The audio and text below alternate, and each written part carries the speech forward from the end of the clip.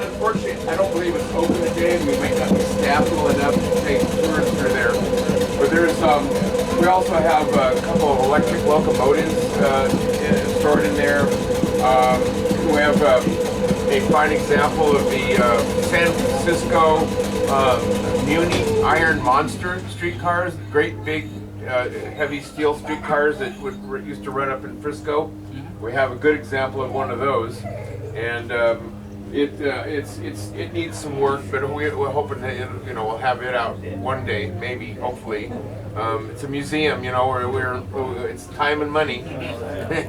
Talk to a docent today and see if I can get barn number 2 opened up for you a little bit so you can walk through there, because it's really a sight to see. We have a lot of really good collectibles right there, so we'll see if we can't get that barn open today. Can't promise, but I'll talk to the art master. Maybe you can get that open. Barn 4 over here, by the way, the our Ventura County number 2 steam locomotive. Have any of you actually been in, have you seen our steam locomotive we keep in there? VC2 is our pride and joy steam locomotive. It's the only, right now it's the only steam locomotive that we have that's running. We have others, but this is the only one that we have restored and running. And she steams up on the 3rd weekend of each month between the months of October and May. Then she goes down for summer maintenance. Steam locomotives are very labor intensive and require a lot of work to keep them running. So obviously summertime is the best time to do all that because it's too stinking hot out here to run a steam locomotive. If it's 110 in the shade out here, it's going to be like 140 in the cab of the locomotive. You don't want to do that. Yeah, so summertime is maintenance time. Yeah, they just don't run too well in the heat. So. And we have our 2 running blimp cars, Pacific Electric blimp cars in barn number 4 as well that you might want to check out. They're called blimps because they're extremely large. They weigh in around 111,000 pounds. They're very, very large cars. And they're very characteristic.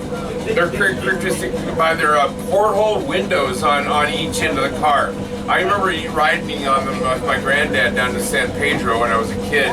And I always used to like to stand where I could look out through those porthole windows and as the motorman's running the car down the line. And they'd go, 55, 60 miles an hour in the open territory.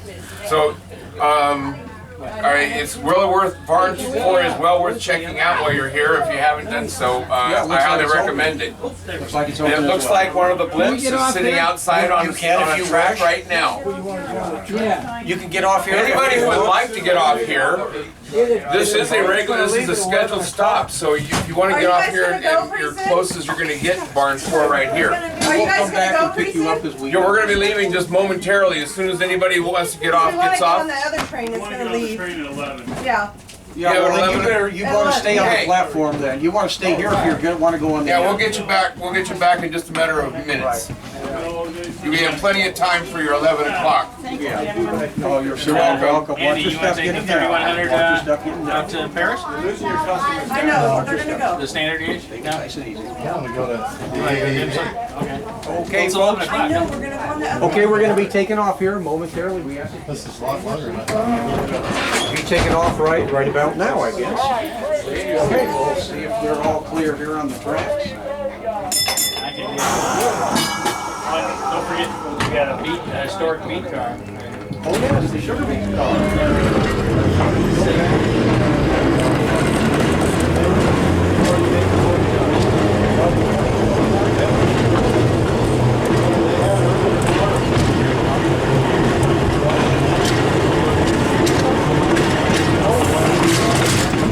Yeah, wood signs are actually a good thing for sugar beets because when you put sugar beets in metal cars, it took out some of the